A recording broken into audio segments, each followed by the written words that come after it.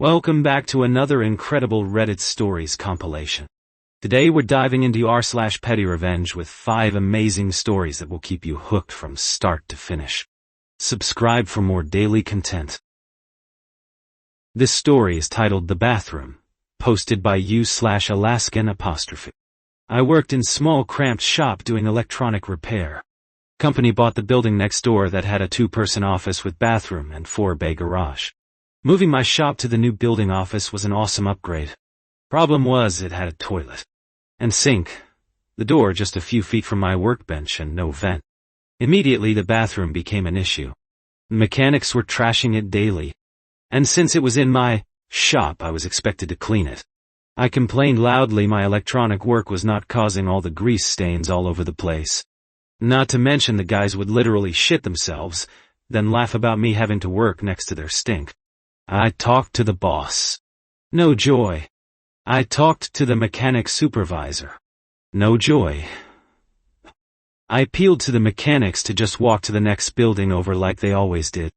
No joy. One day I am walking through the 4-bay garage, and one of the guys is painting some wood with white latex paint. I notice he covers the can, goes to lunch. 2 minutes later I am back at that paint can with a fresh roll of toilet paper in a box. I dip that tea paper into the paint, turn it around, get the whole outside soaked really nice. Then, sit it into the box. I carry the box into the overhead storage area, and leave it for a few days to dry. Days later I remove the real tea paper from the bathroom, and installed my now very hard as a rock roll. Victim 1 enters. Followed by, what the fuck? Followed by, did you do this? I start giggling, and then laughing my butt off. Are you having a problem in there? This ain't funny.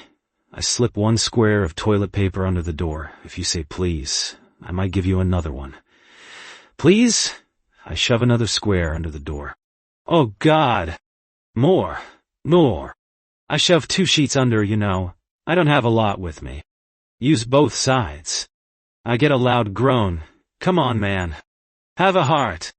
I tell him, only if you promise never to shit in there again, and clean up the place when finished. Promise. I crack the door open just enough to toss the roll in like it was a grenade. After my 3rd victim, word spread, and my problem was solved. This story is titled Pettyrevenge byreporting a bad driver, posted by u/Grumpy Sober Driver. Moving on to our next incredible story. A grumpy sober driver, and too old for being messed around, live in a country that drives on the left. This is important for context. Also, I have a dash cam, and I'm not afraid to use it. I was driving on midweek afternoon, approaching a traffic light-controlled crossroad junction. The road is 2 lanes, going to 1 lane beyond the lights. The left lane is straight on, and left with the right lane being right turn only, controlled by a filter light. I am in the left lane, stopped at the lights behind a small car. There is nothing behind me. A car and a bus are in the right lane. The right filter goes green so the car and bus go through. A white Porsche Carrera comes up the right lane, and gets stopped as the right filter has gone red. Straight on and left light goes green, and the car in front, and I pull off to enter the single lane ahead. Then, the Porsche takes off like a cat with its tail on fire, and barges across the front of me. No indicator, flasher, turn signal, blinker, and I have to brake to avoid a crash. Naturally, I also hit the horn, which gets me the finger from the Porsche driver. I get alongside where there is a turn right lane to enter the shopping center I am heading to. I shout at the driver, asking her why the fuck the shot the light. Her entitled reply, "Fuck you, I'm in a Porsche." My petty revenge, reporting her to the police, and submitting the dashcam video as evidence. The copper who was assigned to the case told me she got a $150 fine, and 20 demerits 100 and you get a ban for the unsafe lane change. No indicator. This story is titled Not the Library, posted by u/CrossFitMathishard. Moving on to our next incredible story. I feel like I may have posted this story before. Maybe on a throwaway? I looked but could not find it, but apologies if it's a repeat. Anyway, When I was growing up, we used to have a landline phone number that previously belonged to the local library. We got calls for the library all the time, even though my mom kept calling them, begging for them to clearly block out our number in all of their books, and put the new one on there. Surprise! They didn't care.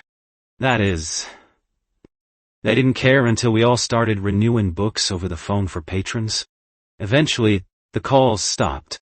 Not part of the Pettyrevenge, but funny nonetheless. One time when I answered, and the person asked if this was the library, I looked around the room I was in, and said, "No, it's the kitchen." This story is titled Bounced a Car, posted by u/Ian50. This next story will blow your mind. Many years ago, in 1981, I worked for one of the big four supermarkets. Our store had a narrow public road along one side of the store used to access the delivery bays of several shops. Because the lane was narrow, it had a wall on the one side and a narrow footpath on the other. And due to people parking there, the landowner had installed a row of concrete bollards along the path side. One day, an Arctic delivery arrives and can't get past the car parked tight against the wall. Driver couldn't be bothered to park in a council car park and walk a bit. So the back door manager calls faux help and also rounds up a bunch of people from the other shops to move it. And 15 or so of us bounced the suspension a few centimeters at a time, across the road, and right in between two bollards. The car being around 30 cm or shorter than the gap between those two bollards. Despite several of us keeping an eye on the car, unfortunately nobody saw it leave. No rear or front sensors to rely on in those days. And very unlikely to be an automatic gearbox too. If social media had been around, both the bouncing and subsequent driver getting it out would have made a great short video. But hey, we didn't even have mobile phones in those days, and cameras had film in them. This story is titled Tired of Bad Dog Owners in My Neighborhood, posted by u/Ruixuizeriasto. And now, for our final story of today. I live in a condo community where miraculously the problem isn't the HOA board. The problem here is mainly selfish and inconsiderate neighbors. We have plenty of different problems, but worst of all in my opinion are the terrible dog owners. Our community has two basic rules for pet owners. Your pet must be on a leash when you walk them outside.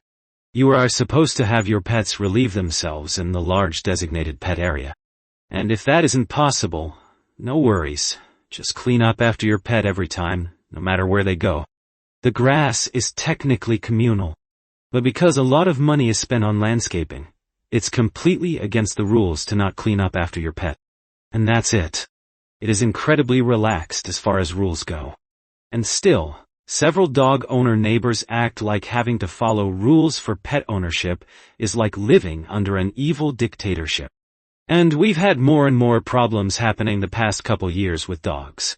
One owner's poorly trained dog was walked off leash and bit an elderly woman and knocked her down on the street, so the HOA was threatened with a lawsuit. So the neighbor moved out. Another had two huge energetic dogs they didn't want to leash. And were complaining the dogs had nowhere to run around in a neighborhood where there's maybe 10 feet between each house. They got pissed off that dog rules were actually being enforced, so they moved out too. Another owner walks their untrained pit bull with a collar leash that's too big and loose for the dog. Got it. So the dog has escaped and ran around the street unleashed multiple times with their jackass owner yelling at other neighbors to wrangle their aggressive dog for them. And many of the owners conveniently walk all the way across the neighborhood rain, or shine to have their dogs take a shit in other people's yards, and never their yard. So that's nice because, after asking them politely not to, and watching them still do it every time, it's obviously intentional and self-centered. But at least the majority of the people doing it still clean up after their dogs. Their piss kills the grass of just their neighbors, of course, but that's a whole other argument we won't even get into today. And now there's a new neighbor with a dog they keep trapped inside all day.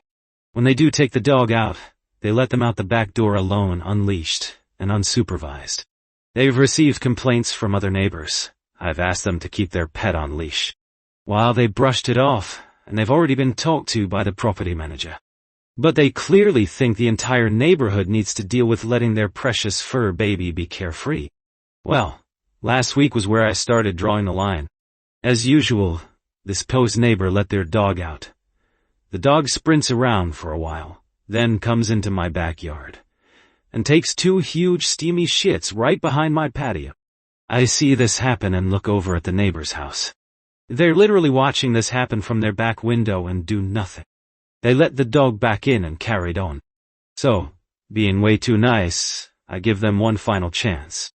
I text the property manager and ask him to talk to the neighbor, and ask them to clean up the dog shit.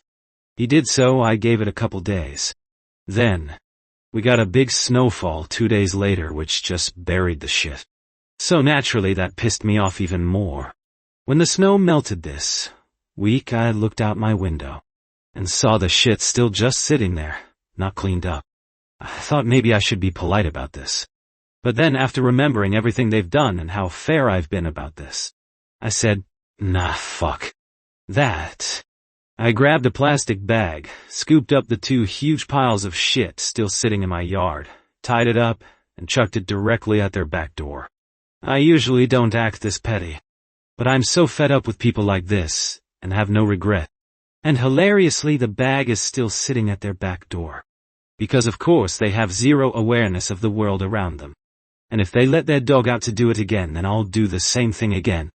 I'll build a big pile of dog shit on their patio if I need to. There is no excuse. This isn't about whether I'm a dog lover. I can be reasonable, and I can make compromises. But for people who act like the world is theirs to tread on, they're getting a reality check. It takes such little effort to be courteous. So to me, this petty revenge is called for. That wraps up today's incredible Reddit stories compilation. If you enjoyed these amazing tales, hit like and subscribe for more daily content. What was your favorite story? Let me know in the comments.